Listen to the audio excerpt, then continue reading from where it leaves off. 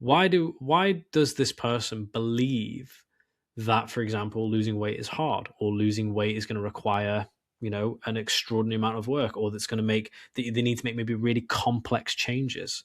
These are our conscious and subconscious beliefs about why we are the way we are. These things need to be addressed. If they're not, nothing works long term. This is why people relapse. This is why fitness classes, talk therapy, hypnotherapy, acupuncture, CrossFit, high rocks, all these things, somatic exercises, they're all surface level wellness strategies that basically nurse symptoms, and they don't help people change at the root level.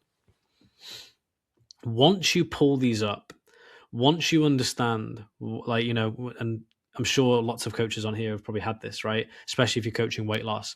Well, yeah, childhood was maybe a little bit stressful. And what my mum used to do for us to make us feel better about our life was that every night after school, we would go and get a McDonald's, or we would go and get chocolate, or we would go and get this. And mum would say, this will make you feel better. So now as an adult, what I do is every time I don't feel good, I'm led by my emotions, I reward myself with chocolate, right? These are the subconscious patterns that we have existing in our lives that keep us stuck in the places that we are. We have them in our business, we have them in our relationships, we have them in our health, we have them in our finances, we have them everywhere. So you have to heal at the root level, and this is how you do it.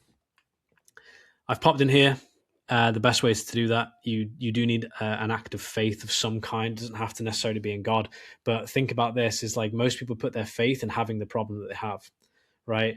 Well, I'm just like this. That's how I've always been, and that's why I struggle, because there's something wrong with me. You have faith in that, you will always have the same problem. And that's what stops you from moving into implementation. See, when you unlock it, when you have more faith that you can solve your problem, because now you're more aware of it and what's feeding the problem, you can start to choose consciously better behaviors. These are the opposite behaviors that you have been operating for in the past.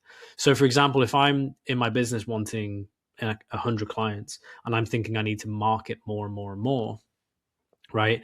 The belief that I have that underpins that was, well, that's the only way to drive revenue up. And that's not true. My new behavior became, how can I create more value? And that required me going deeper rather than trying to hustle more. It's a complete opposite direction to where I was trying to go previously. And once we do that, we start to practice it more and more and more, right? I keep entertaining that question. How can I help this person more? How can I do more for this person? And what happens is the more I entertain that question and I do new things, I find evidence of change in my outcome, in my reality. Like I said, the evidence that I had for creating more value is better than chasing more members was that I got less members, but my revenue skyrocketed. So my evidence was clear as day in the face that this is the way to go, right? Because I saw change, positive change. And it is your responsibility to see that and to choose to see that. And that is ultimately what shifts identity so that I can become, for example, the calm, grounded, healed version of myself that I am now, rather than the panicked, anxiety-ridden, fearful business owner that I used to be then, right? I'm not desperate for clients. It's more like, hey, if I can help you, then we're going to be aligned and we're going to do some great work. And I can't wait to do that. It's this valuable. So now it's over to you, but like, this is the value of that thing. And I'll be really excited to work with you, right? That is what helps you dissolve blocks in you and your clients' issues.